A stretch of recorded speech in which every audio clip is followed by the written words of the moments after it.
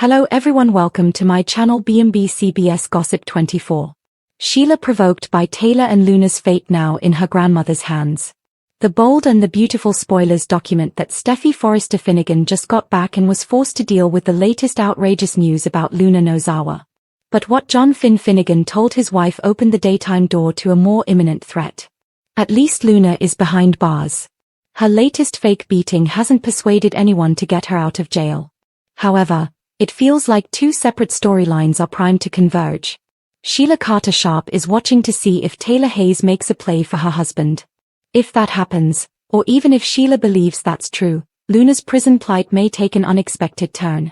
Deacon Sharp sought help from a unique source. There are countless psychiatrists that Deacon Sharp could have chosen to see.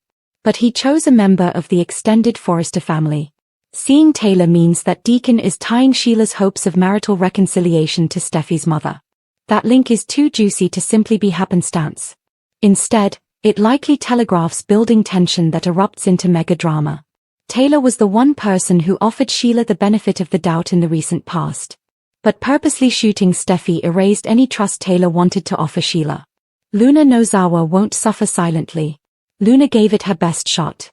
Yes, that purposeful pun aimed at Luna killing two men at the restaurant Deacon owns, shooting one of Sheila's remaining toes off, and hitting Liam Spencer point blank in the chest, but miraculously not ending his life. Yamada's character used the intel Sheila foolishly gave her about Will Spencer's promotion party.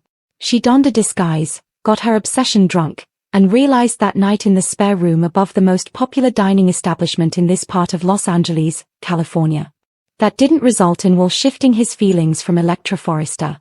Luna was stunned that Will didn't leave Grace's character, whom Luna derisively refers to as Miss Perfect, and then reverted to another dirty trick. But the beating she asked to receive also didn't move the needle, and so the mother of Will's child remains behind bars. She's not going to accept that and has yet to see Sheila in the visitor's room. So, that's likely coming. Sheila Carter Sharp goes off. Sheila told Lee Nozawa that she would kill Taylor if Budig's character became romantically involved with Deacon as a result of their therapy sessions. The matter-of-fact nature of Sheila's comments was jarring and raised the eyebrows of Lee and the observing audience. Luna is mirroring the psychological deflection that her grandmother has reverted to. Both ladies, cut from the same genetic cloth, are unable to take full responsibility for their actions and then shift to demonizing an elevated opponent. Electra is Luna's despised foe. Taylor is on the verge of becoming Sheila's sworn enemy, who needs to be destroyed, with the possible hope that Lee's awareness of this reckless comment could lead to her preventing a catastrophe. Sheila makes a major move.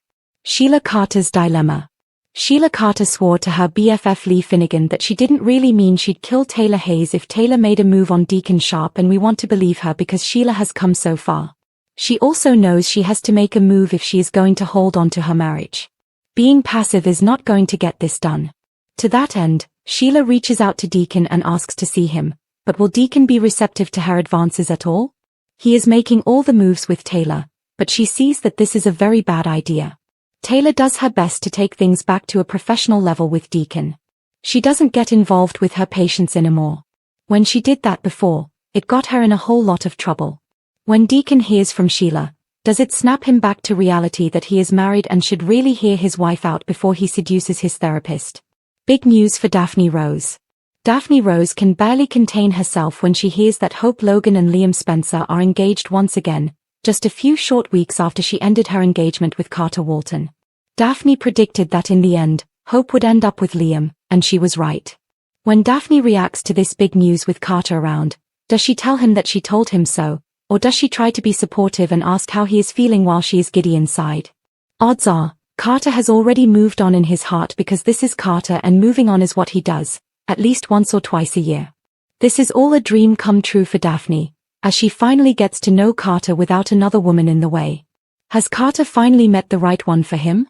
Family always protects its own, SC. By the time Steffi and Finn arrive, Luna's already shaken. But when Taylor Hayes, Finn's mother and Steffi's moral compass, steps in to confront Sheila, everything detonates. Speech balloon Taylor crosses the line. According to insiders, and by insiders, we mean our imaginary writer's room for this fan tale, Taylor's attempt to talk sense into Sheila backfires spectacularly. In a dimly lit hotel room, Taylor finds Sheila packing a suitcase filled with cash and fake passports.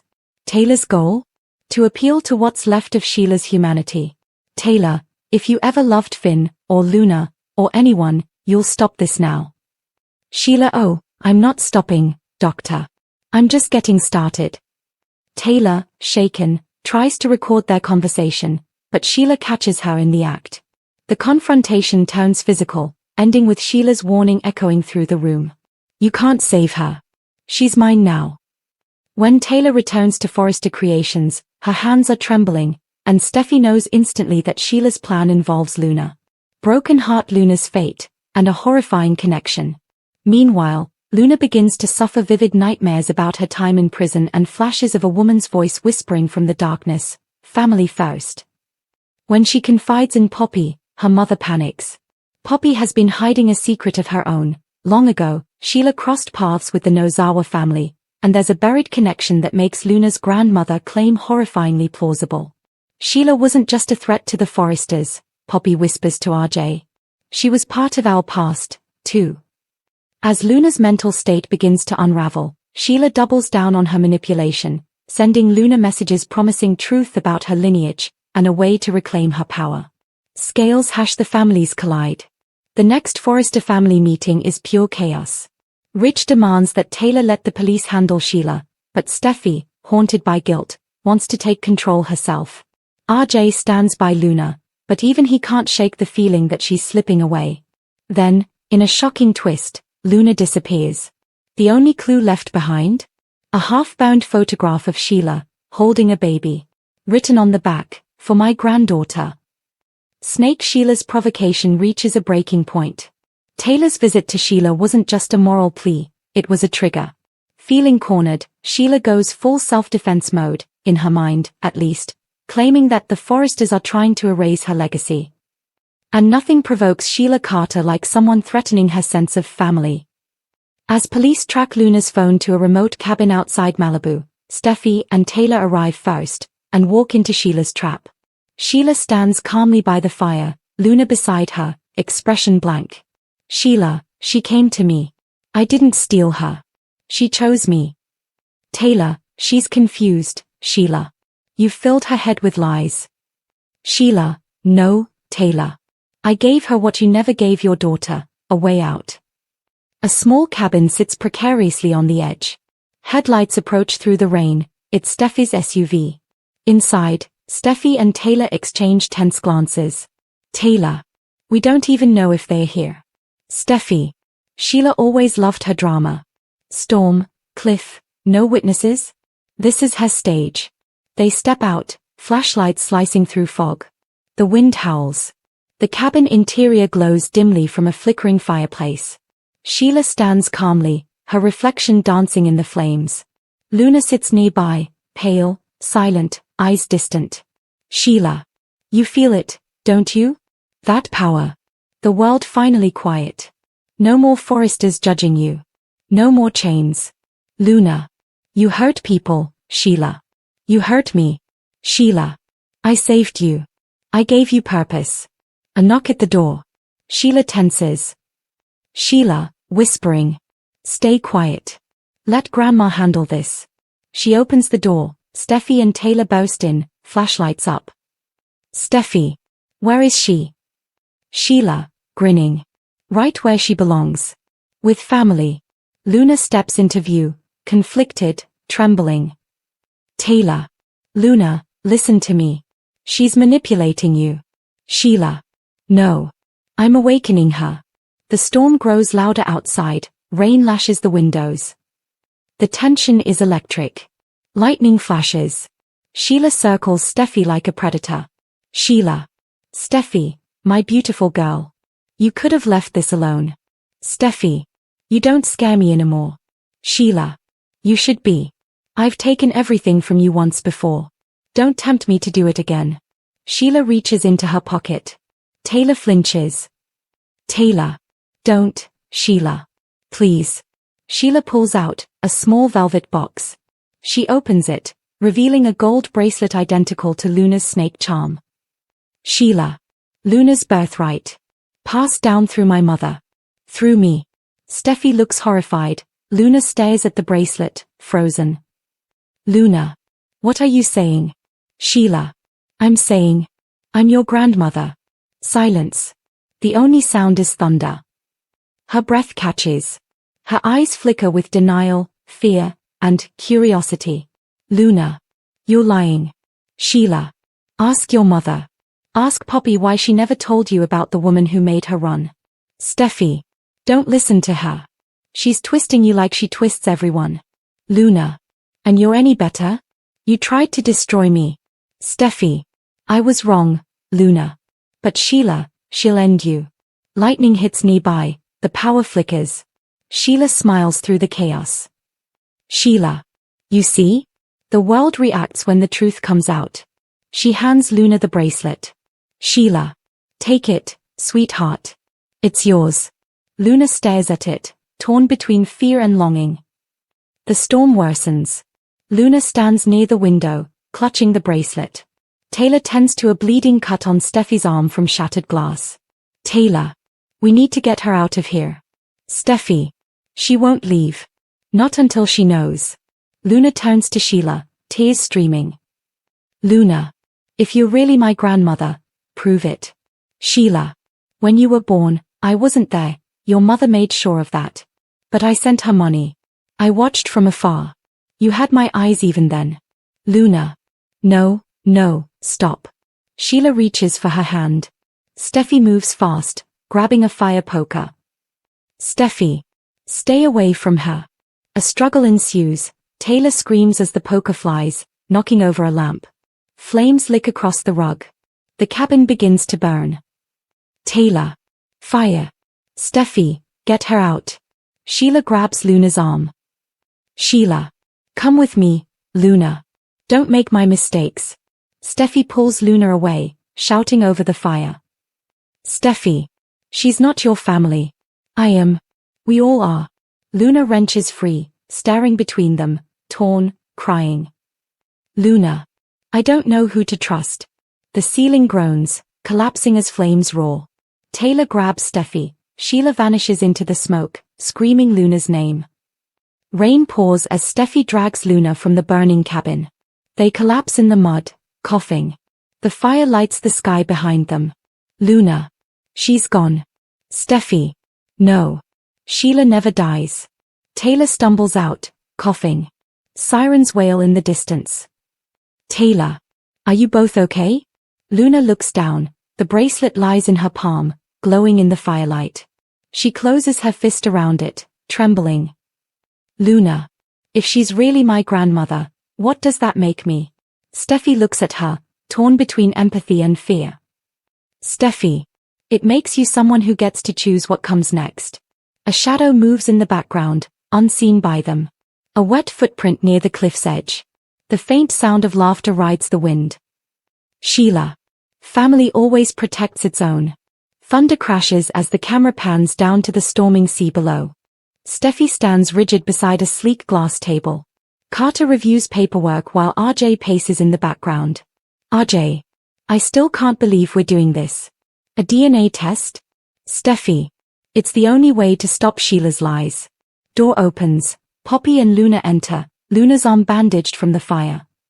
Poppy. We already gave our samples. What more do you want? Steffi. The truth. Once and for all.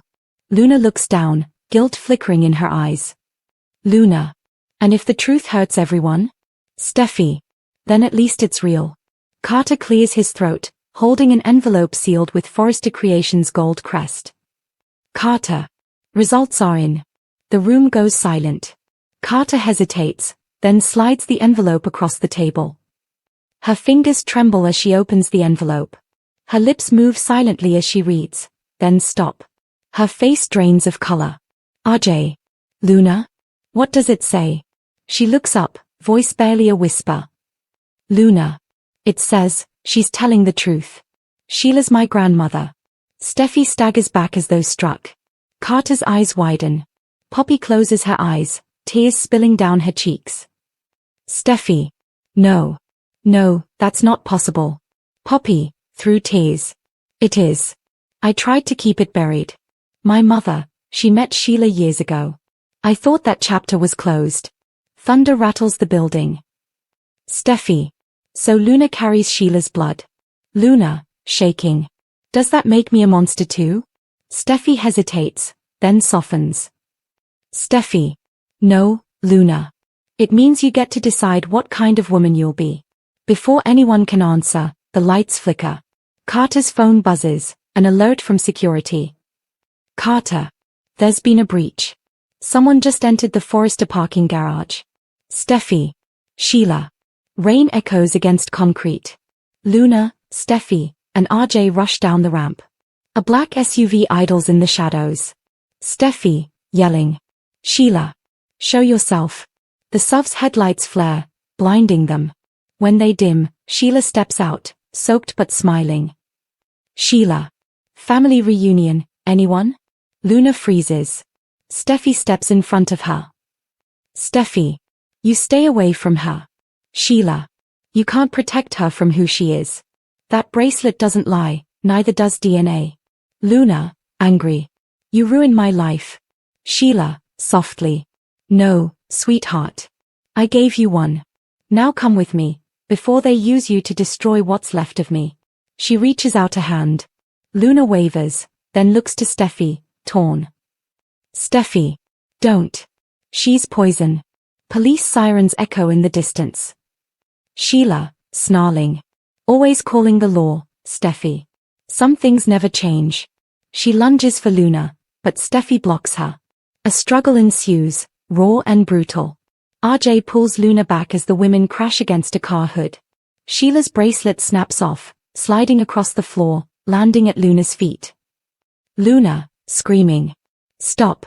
She grabs the bracelet, then, in a sudden surge of strength, tosses it into the storm drain.